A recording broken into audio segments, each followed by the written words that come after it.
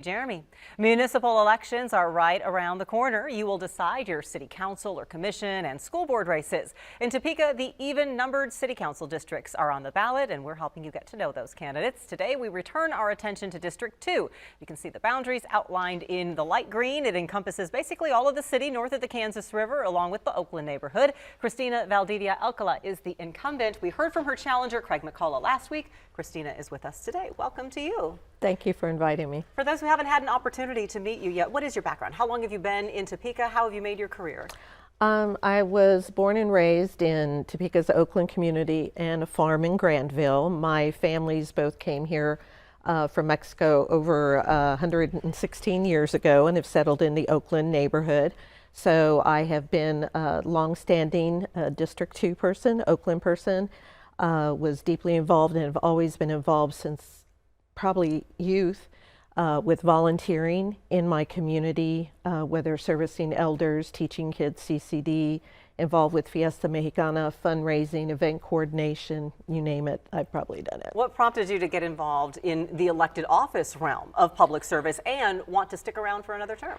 I've been asked for about 8 to 10 years to run, but I didn't want to do it. I have, because of my husband's experience, I have an understanding of what that realm is like, and it was not something that I thought was a fit for me. But as I started looking more and more with the needs of District 2, I said yes to it, and now it's to the point where there is so much that I believe I have started, that we have started as a governing body, and I believe that there's much more work to be done, which is why I chose to run. What are some of those needs that you would like to see met for District 2 that you have deemed your priorities and that you have been working on? Well, I think first and foremost, you know, we are looking at a multiplicity of things. In the 4 years that I've been there, I have driven and helped support over $60 million of infrastructure improvements and repairs in the district alone. With being on the Policy and Finance Committee, along with other council members, we were very intentional about utilizing the ARPA funds and the $10 million that went to mental health, that went to addiction, that went to housing, that went to poverty reduction. And what I continue to work on is how we develop more within the district in the way of economic development. I'm working with a developer right now that is going to be bringing some exciting things to the old bank at the corner of Rochester and Highway 24. Also talking with another developer about what can be done possibly with the old Kmart building. So it is a wide variety of things, along with what we know is the unsheltered crisis that we are facing as well. We have been asking all of the candidates what they feel some of the solutions are to the unsheltered population that we are seeing in Topeka. You've obviously been very outspoken. Yes. Where do you feel the solutions lie? I think the solution is going to be complex and long-term. I don't believe at all that any one person can come up with a solution, because this is a community-driven issue, crisis. And so, as we know that we have a camping ban ordinance that will come into effect about November 18th. That is one prong that we're looking at.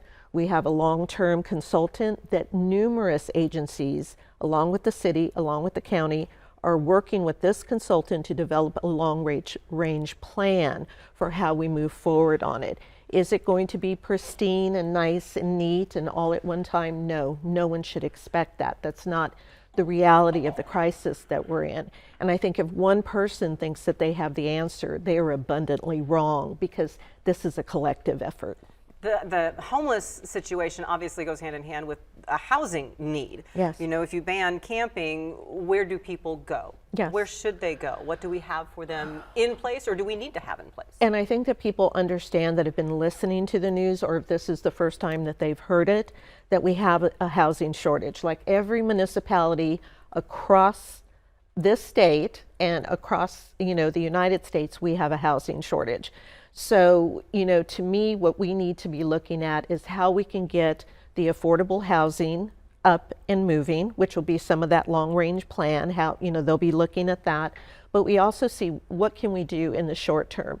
District 2 residents have already told me, and we've had any number of public discussions, that not all of this has to be brought on and burdened by District 2.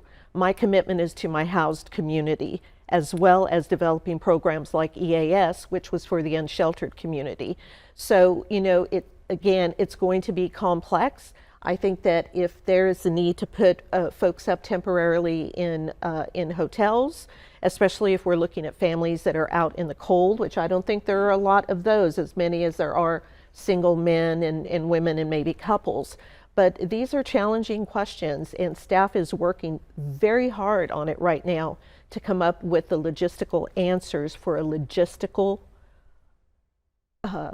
huge challenge. And it will be a long-term discussion. The next governing body will continue. November 7th, Election Day. Christina, appreciate you being here. Thank you for having me. A Topeka business is celebrating International Credit Union Week by giving back. Hear how you can help next.